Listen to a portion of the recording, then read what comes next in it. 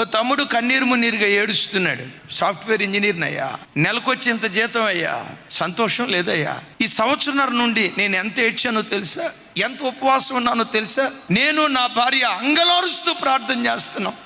ఎంత కూడా మాకు దేవుని దగ్గర నుంచి సమాధానం రాలేదయ్యా, ఎంత కూడా ఉపశమనం కలగలేదయ్యా.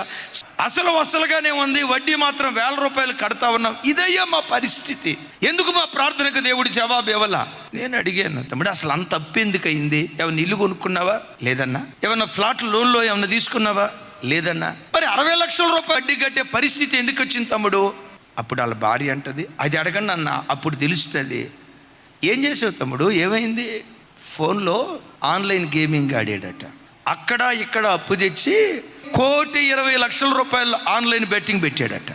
క్రైస్తవుడే, భార్యాభర్తలిద్దరూ మందిరానికి వెళ్ళేవాళ్ళే, కుటుంబం సంఘంలో పునాదులే.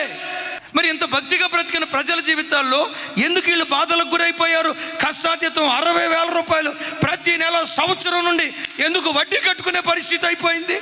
ఈ బాధ దేవుడిచ్చిందా, వాళ్ళు తెచ్చుకుందా? దైవజనమా, కొందరిని దేవుడు పరీక్షిస్తాడు, నేను కాదన్ను. కొందరిని పరీక్షించడానికి శ్రమల కొలిమిలో దేవుడు వేస్తాడు, దాన్ని లేదు అని అనను. మరి కొంతమంది జీవితాల్లో బుద్ధిహీనతను బట్టి, దుష్ప్రవర్తనను బట్టి, దోషాన్ని బట్టి బాధను కొని తెచ్చుకుంటున్నారు. నాకు ఈ మాట గుర్తొచ్చి, తమ్ముడా, ఈ బాధ దేవుడిచ్చింది కాదు తమ్ముడా, నీ బుద్ధిహీనతను బట్టి నువ్వు కొని తెచ్చుకున్నావు. నేను ఈ మాట అంటే ఆ తమ్ముడే ఉన్నాడు తెలుసా, అన్నయ్య మరి నేను ఆన్లైన్ గేమింగ్ ఆడటానికి వెళ్ళేటప్పుడు దేవుడు వచ్చి నన్ను ఆపొచ్చు కదా అన్నయ్య, ఆపలేదని నా బాధ. 1,20,00,000 రూపాయలు ఆన్లైన్ బెట్టింగ్ పెట్టామంటే ఒకరోజు జరిగింది కాదు కదా, ఇది 2-3 నెలల ప్రాసెస్ కదా. అవునన్నయ్య, 4 నెలల ప్రాసెస్. మరి 4 నెలలు ఆదివారపు ఆరాధనకి వెళ్ళేటప్పుడు ఎప్పుడైనా దేవుడు వాక్యం ద్వారా మాట్లాడాడా? మనోడు తలదించాడు. వెంటనే పక్కనే ఉంటుంది కదా ప్రతిపక్షం, ఇది అడగండి అన్నయ్య, ఇది అడగండి అన్నయ్య.